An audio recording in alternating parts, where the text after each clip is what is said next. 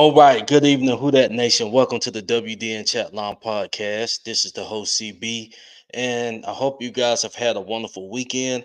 I had to work this past weekend, but I get to enjoy the next 2 days off, so I'm happy about that. But anyway, I'm getting on tonight because this is an interesting topic that I want to put out. I didn't want to go live with it because I wanted to just stay on this top. I didn't want to talk about any other thing that's currently happening in training camp until our next show. We're going to be on tomorrow afternoon, nighttime, probably late afternoon. So be on the lookout for that. Shoulder pads come on, so we definitely excited about that because we know that's where the separation begins at. And some of these camp battle positions, we're really gonna get to see one-on-ones and things of that sort. So excited about that tomorrow. So be sure to tune in. We're going live, me and the MOD. You don't want to miss. But I'm on here tonight because, like I said, this is a particular topic I want to get on. As you guys can see the headline before you click. This is about Jimmy Graham. And before I go any farther, I do want to say, in no shape or form, please don't take it as if I'm trying to downplay Jimmy or disrespect him or any of that stuff. Far as with Jimmy Graham, we know what Jimmy Graham has done for the city of New Orleans, for the New Orleans Saints history. Um, we drafted him. He was the successor to Jeremy Shockey. And when he came on board, you know, it's all she wrote as far as his production with the New Orleans Saints. We know his kryptonite was blocking, but as a receiver, man, he helped us put up historic offensive numbers. He was one of the driving forces in that. So, like I said, it's no disrespect to Jimmy. Um, 2015, we traded him to the Seahawks. Now we fast forward 8 years later. Jimmy Graham is back in New Orleans. Now, what I'm trying to figure out is this guy's 37 years old. Was pondering retirement, by the way. We get into that. Um, so I'm really, kind of not mind blown because, like I said, it ain't no disrespect like that. I ain't saying the guy trash or anything like that. I'm just trying to figure out what was the purpose of this move. So what I have done, I have went, took some notes, um, took my own notes and got some stats, to try to see where the team is looking at. Is it a little bit of the team being insecure, maybe red zone threat? Because I know they're not bringing them in for anything else other than that. Is they insecure about that, or could they be insecure at the tight end position in general? I'm not sure, but what I'm going to do is read what I have typed up, and then we'll kind of get a clear vision from there. So let me go ahead. We can get started. First off, with Jimmy Graham, he did not play last season. He was a free agent. Now, after listening to his interview, that could have been because maybe it was New Orleans or he hanged the cleats up. I mean, that's basically what he was saying. He said he wanted to play for no other team except the New Orleans Saints. That's going to be a perfect ending to his Hall of Fame career. Starting with the New Orleans Saints, got drafted by the team, and then he's gonna retire with the team. So that's gonna be an awesome, situation for Jimmy Graham. But back to his plan, he didn't play last season. He was a free agent. Like I said, I don't know the real reason. It could be because of that, or it could be because teams wasn't even interested. But let's just go to when the last time he was playing. We're gonna go back to 2021 stats. He played in 15 games. He had 6 starts. Now, this is when he was with the Chicago Bears. He had 2 seasons with the Bears, and then that was it after that. But I do know, I believe he was lagging an injury in 2021. That's the reason why he had 6 starts, and this was the 2021 season. He had 6 starts, and his numbers for that season was 14 receptions for 167 yards and 3 TDs. They're just coming off bat. I didn't go into detail to see like was he hurt during that time, but I'm gonna just take it that he was nagging some type of injury, because I don't think it's that big of a drop off if the Saints is going off of what he's done lately. That's what he's done lately. So if that's a healthy what he's done lately, I don't even know why the Saints wasted their time bringing this guy back. So, like, once again, I'm going to just assume that he was hurt. He was fighting an injury. But let's go back to the 2020 season. Let's go back a year younger. I think he was 34 in this 2020 season. Yeah, 34. He played in 16 games. He had 15 starts that season. 50 receptions for 456 yards and 8 TDs. I want these numbers to stick in y'all's head, because it's going to be some more numbers that come up that's similar to this. The 2020 season, he had 50 receptions for 456 yards and 8 TDs. So let's just go ahead and go to the New Orleans Saints. Let's go to the New Orleans Saints. Why was this guy brought in? Was he brought in, just for them to, just play around, Philly fought around? No, it was a reason why. According to Mickey wanted to see, what he had left. Why is you reaching out to Jimmy Graham wanting to know what he has left in the tank? Are you insecure about something as the team? Is it something that they're seeing in practice or they seeing in OTAs that, they're not quite comfortable with? Is it that? At the tight end position, could it be they looking for more red zone targets and threats? They think he'd be an asset in the red zone, or is they just want to see in general what he has left in the tank? I think it's more than what they wanting to see, as far as him having something left in the tank. It's a reason why they brought him in.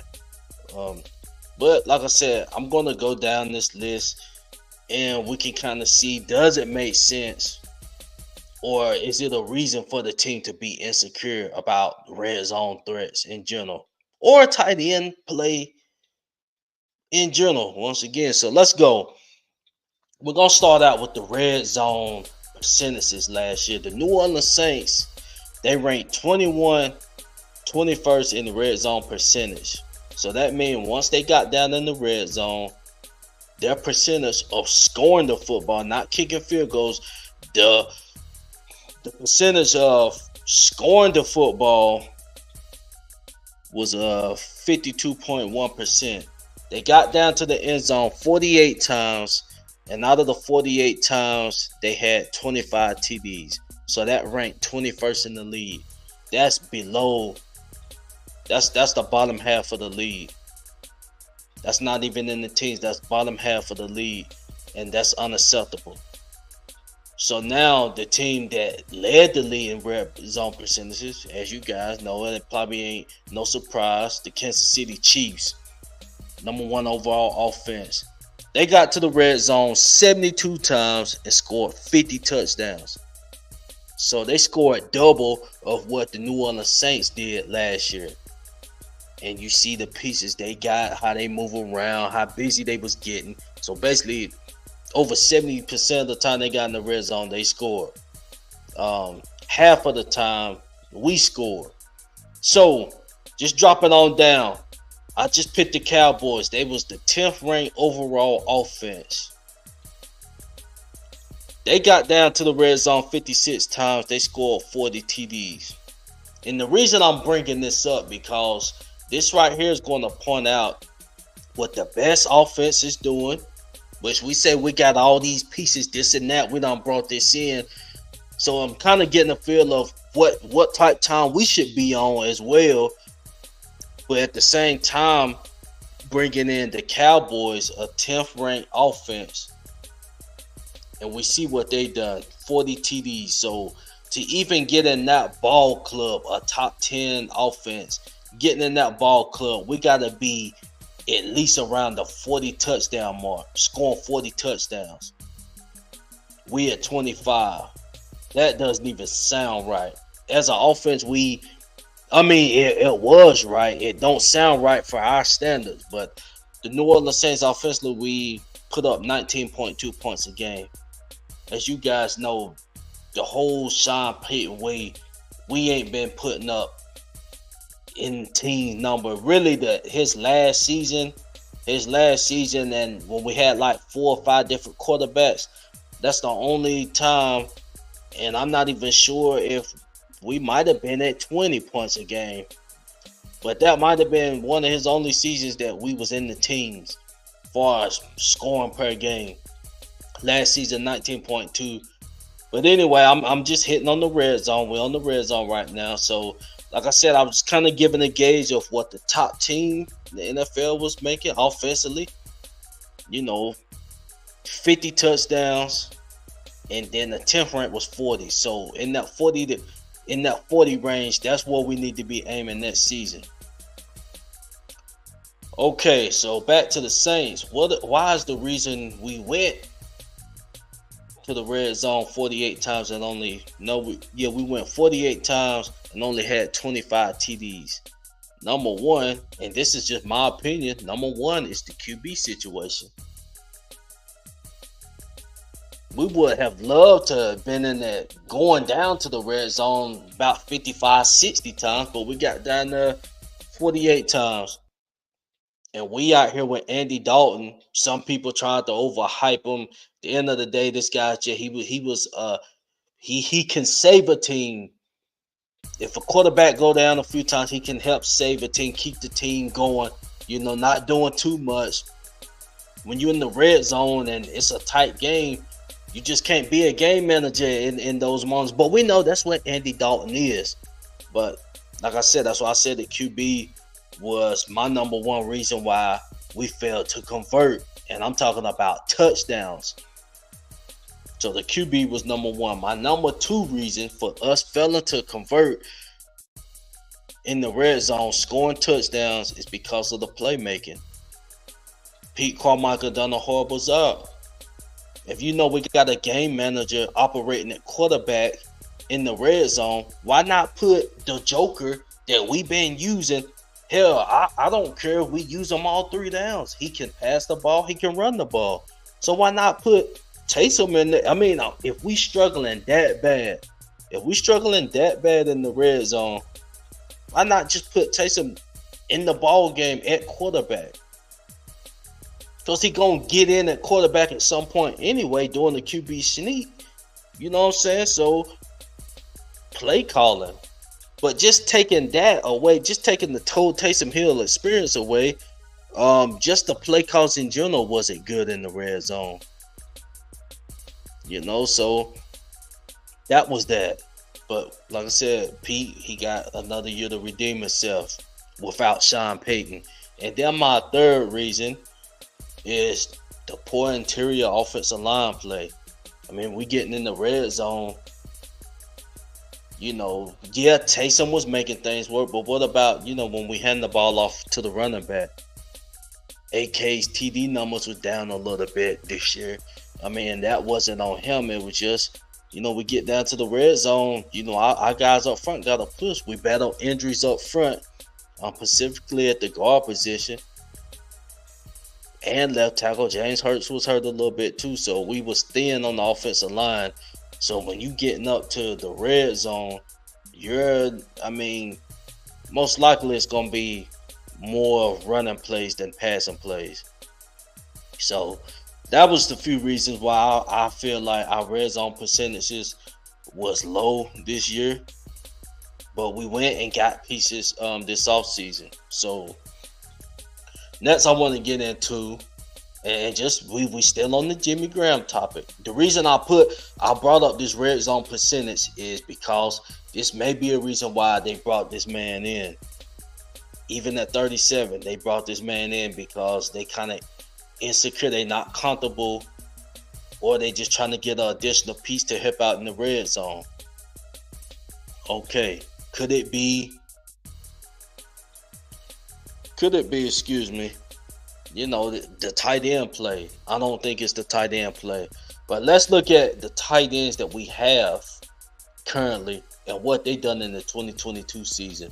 We're gonna start with Jawan Johnson. Jawan Johnson, his 2022 season, he had 42 receptions for 508 yards, 7 TDs. These stats right here was more than what Jimmy Graham put up in the 2020 season. I'm gonna read Jimmy Graham's 2020 numbers when he was 34 years old. Jimmy Graham in 2020 had 50 receptions for 456 yards, 8 TDs. Jawan Johnson, a young 24, 25-year-old Jawan Johnson, this past season had 42 receptions for 508 yards, 7 TDs. Better numbers all around the board, one less TD than Jimmy Graham. And Jawan Johnson getting passes from Andy Dalton. So just imagine what's going to happen when Derek Carr passing him. You see what I'm getting at? We got a young buck that put up similar numbers than Jimmy Graham did when Jimmy was, obviously, he had 15 stars. So I'm going to just say that was his healthy season. That's the last time he had a full healthy season. That's what he was putting up. So I'm kind of thinking, is it because of the tight end play? It can't be, because number-wise, Jawan Johnson is putting up, I'm going to say numbers, better numbers than Jimmy. Better numbers than Jimmy Graham right now. And this guy's 24, 25 years old. He's not over 25 years old. And we talking about a guy that's 37, 12 years older than Jawan Johnson. So what's the point of having him out there? I'm still trying to think. Y'all help me think, Who Dat Nation. Fill up the comments, because I'm kind of lost as I'm talking through this. And also, not to forget, Jawan Johnson was awarded a 3-year, $12 million deal. Okay, so let's go ahead and go on to Foster Murnu. This guy was also brought in, awarded a 3-year, $12 million deal. He was signed as a free agent, not awarded. But his 2022 stats: 33 receptions for 420 yards, 2 TDs. So the TDs wasn't up there. That's okay. We know Jawan can provide that for us. But as far as his receiving yards, compared to Jimmy Graham in his 2020 season, he's only 36 yards behind Jimmy Graham. And this is Foster Murnu. And yeah, Darren Waller was hurt a little bit out in Oakland last year. He was hurt for periods of time, but this is Foster Murnu playing backup to Darren Waller.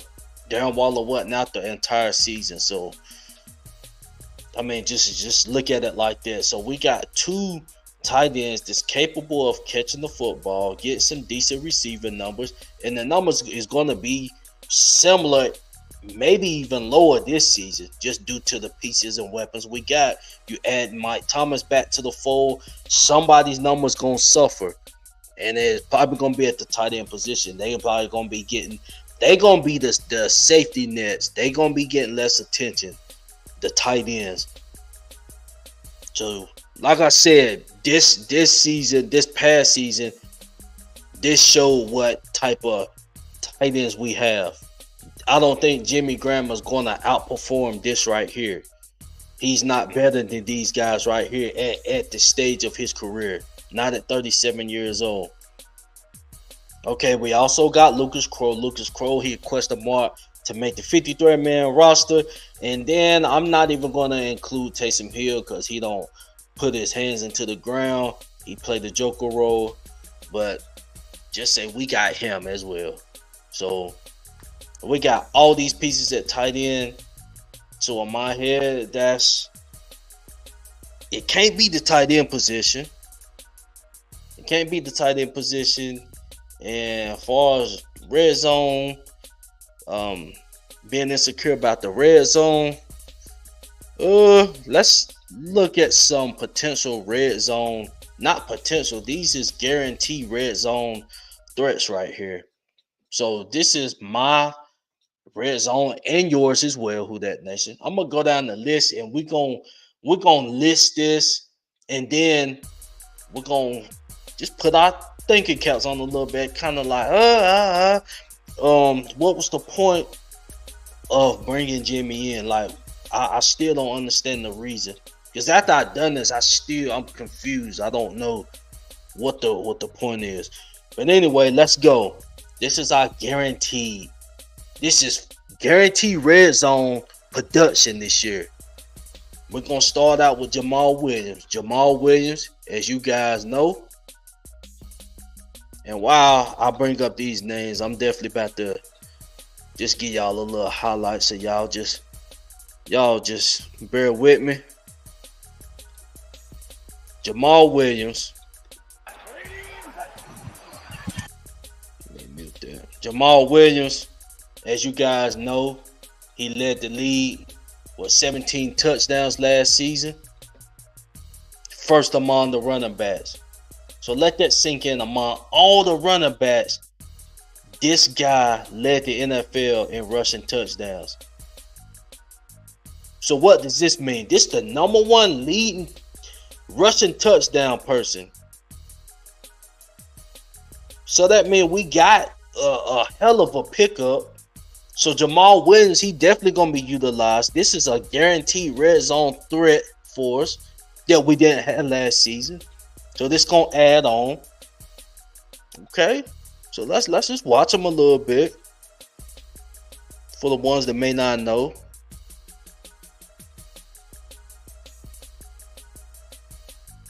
And we talking about a backup running back, a dog. He got potential to start. All these runs is in the red zone. So let's just see, what we brought to the fold. Leading rushing touchdowns with 17 last season.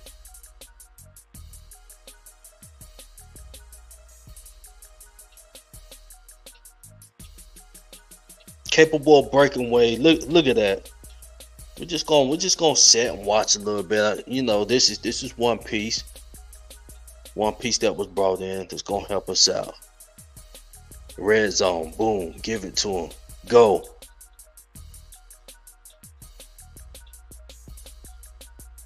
Expecting the offensive line to be healthy this year.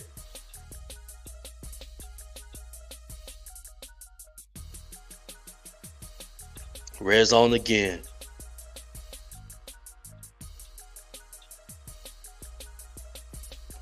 I'm gonna watch one more and then we're gonna move on. Watch one more run.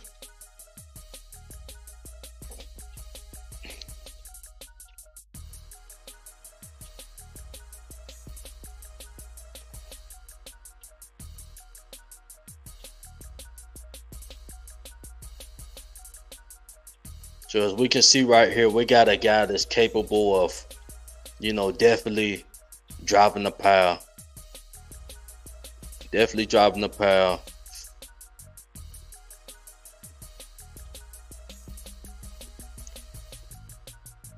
So that's Jamal Williams. Who that nation? We already know what we got in Jamal Williams. So moving on. And I brought him up because that's the first guy, one of the first guys we got in free agency. So the next guy, we not forgot about AK. Let's bring up AK. I'm trying to make this make sense, man. Just excuse me, y'all. Excuse me. I'm trying to make this make sense right quick. But let's go. AK. We already know what AK is capable of doing. Let's watch him work. We talking about red zone here now. Excuse me for the lag. We talking about the guy that this was the 16. Not the 16, the 6 touchdown game against the Vikings. Come on, play. Don't do me like that. Come on. If it stop playing, then I'ma just. Come on, don't do me like that. But anyway, we know what AK is capable of doing. We know what he's capable of doing in the red zone. This guy has shown production in the red zone. So this is another target that can be utilized in the red zone. It's looking like it ain't wanting to play, so let me go back. Excuse me, y'all. Come on, don't trip, internet. Don't trip.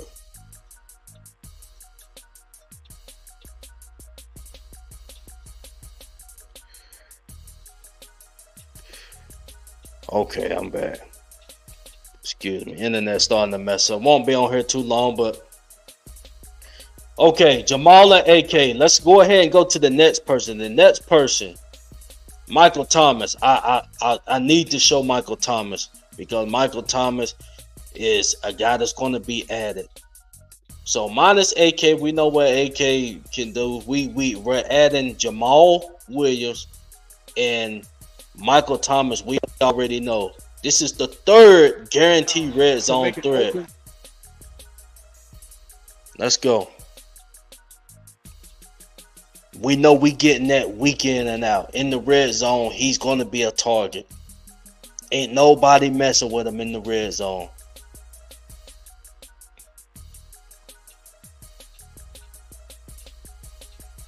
Okay, it's not a red zone play right here, but we can still see it because we can't wait to see that again from Mike Thomas.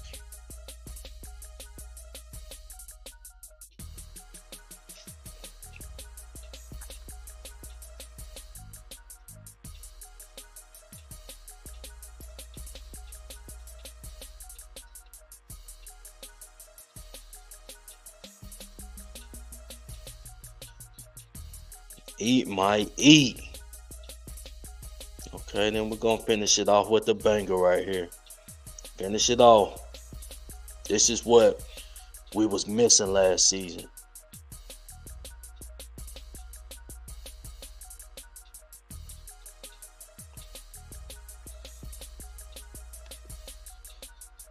So that's the third red zone threat. The third red zone threat right there. Okay, next we're gonna go to Taysom Hill. Taysom Hill, that's gonna be the last one I show. I'm just trying to calculate things, man. Y'all excuse me. I ain't trying to be funny or nothing. Like I said, it's all love for Jimmy. I just want to know why the move was made. Is we insecure about something? Okay, now we at Taysom Hill. Winston. Red zone. We're in the red zone. This is what we can do. This is a fourth option right here. Not a fourth option, a fourth target. A fourth target right here.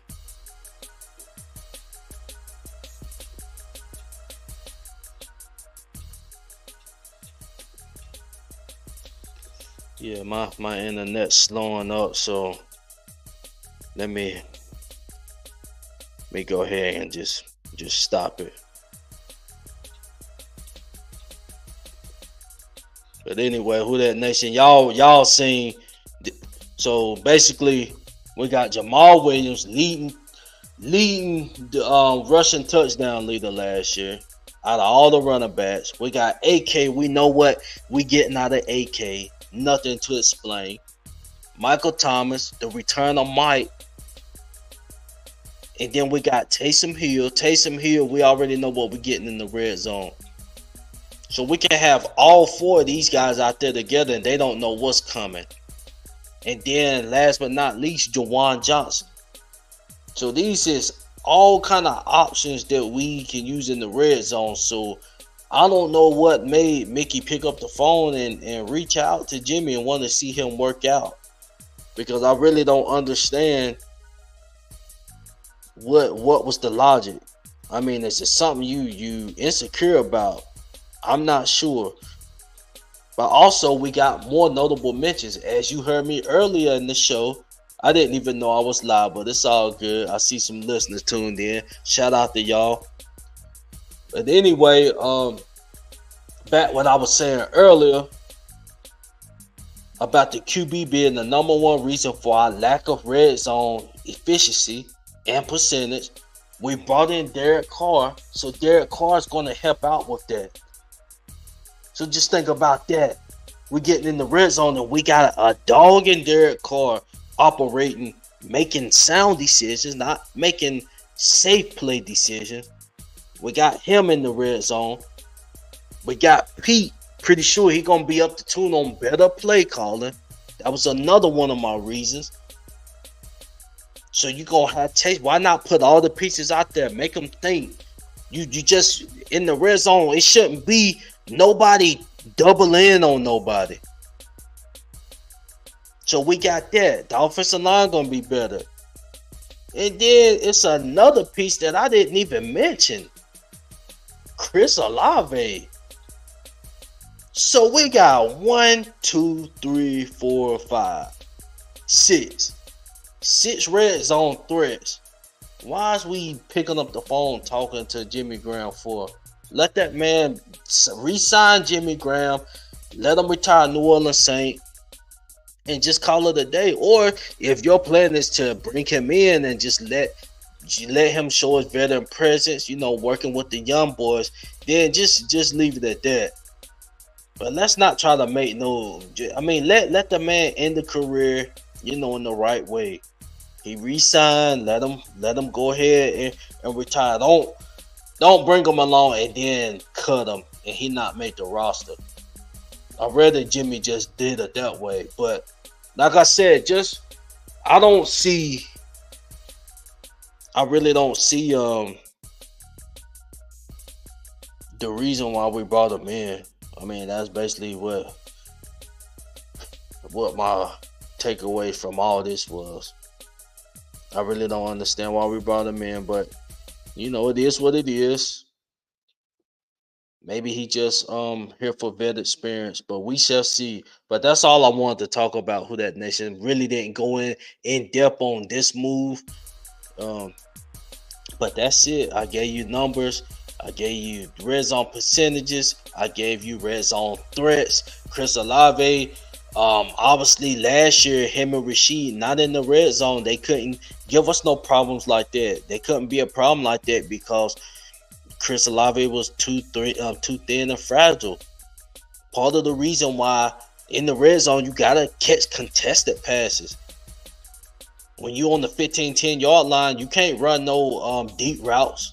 You operating inside 15 to 10 yards. So yeah, he gotta get his body frame right, which he did. So like I said, that's another threat we got. There's no reason why we should be worrying about adding another red zone threat or bringing a guy of this age in to work out to see what he got left. For what? What is we seeing what he got left for? It don't make sense to me. But like I said, it is what it is. If they sign him, they sign him. If they don't, they don't. It'll be interesting to see, how they use him if they do sign him and he's on the roster. Or he could just be a depth piece. I don't know. But anyway, Who That Nation, just make sure you guys please like, subscribe, and follow the page. If you guys would like to donate to the podcast, show some love, got the cash out below. Money sign WDN Chatline. We definitely appreciate anything from you all. Appreciate you guys rocking out with us. And just remember to please like, subscribe, and follow the page. Who That Nation, just a last reminder that tomorrow we will be going live. Shoulder pads coming on, so we definitely can't wait to give you guys the show tomorrow.